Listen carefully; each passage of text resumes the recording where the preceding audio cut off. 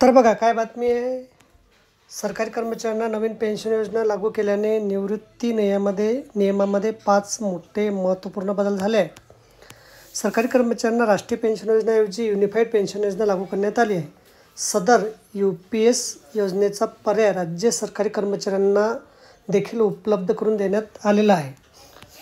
Unified pension योजना अंतर्गत ज्या कर्मचाऱ्यांची सेवा ही 25 वर्ष पूर्ण झाली आहे त्यांना निवृत्तीच्या वर्षी मागील 12 महिन्याच्या सरासरी मूळ वेतनाच्या 50% रक्कम पेन्शन म्हणून मिळणार आहे.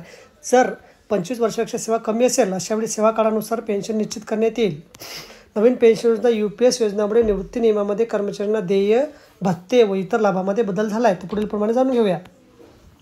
पहिला महागाई भत्ता. जुनी पेन्शन योजनांमध्ये कर्मचाऱ्यांना विद्यमान महागाई भत्त्याचा लाभ मिळतो, परंतु UPS योजनांमध्ये महागाई भत्ता देयबाबत कोणतीही तरतूद नमूद नाही. सेवानिवृत्ती उपदान, मृत्यू उपदान. नवीन निवृत्तीवेतन योजनांमध्ये आर्थिक लाभाचे अनियमितीकरण यामुळे सेवानिवृत्ती उपदान, मृत्यू उपदान रकमेची 20 लाख रुपये इतकी वाढ करण्यात आली आहे. निवृत्तीवेतनासाठी प्रक्रियेमध्ये सुधारणा. जुनी पेन्शन योजनांमध्ये पेन्शन प्रक्रियेसाठी बराच काळ लावून जायचा आहे, परंतु सुधारित निवृत्तीवेतन योजना ही ऑनलाईन स्वरूपाची प्रक्रिया असल्याने निवृत्तीवेतन प्रक्रियेकरता पुरेपेक्षा कमी कालावधी लागणार आहे. याशिवाय केंद्र सरकारच्या निर्देशानुसार निवृत्तीचे शेवटचे 12 ते 14 महिने शिल्लक असल्यास पेन्शन प्रक्रिया सुरू करण्याचे निर्देश देण्यात आले आहे. नवीन पेन्शन योजनांमध्ये किमान 10 वर्षे सेवा असणाऱ्या कर्मचाऱ्यांना किमान 10,000 रुपये इतकं मासिक पेन्शनची हमी दिली जाणार आहे, परंतु जुनी पेन्शनमध्ये किमान 20 वर्षे इतकी झाल्यास पूर्ण पेन्शनची तरतूद आहे.